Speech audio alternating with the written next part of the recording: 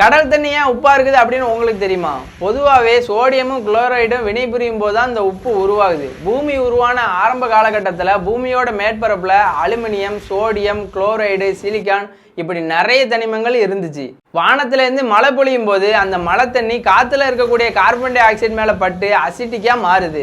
அசிட்டிக்கா மாறின அந்த தண்ணி பூமியை வந்து அடையும் போது பூமியோட மேற்பரப்புல இருக்கக்கூடிய பாறைகள் மேல பட்டு பாறைகளை அரிச்சு அதுல இருக்கக்கூடிய தனிமங்களை எல்லாமே எடுத்து தாழ்வான பகுதியான கடல்ல போய் கலக்குது.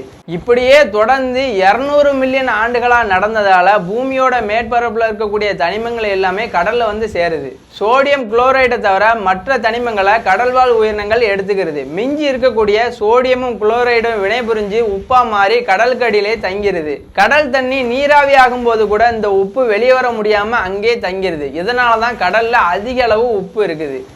1 லிட்டர் கடல் தண்ணியில 35 கிராம் உப்பு இருக்குதாம்.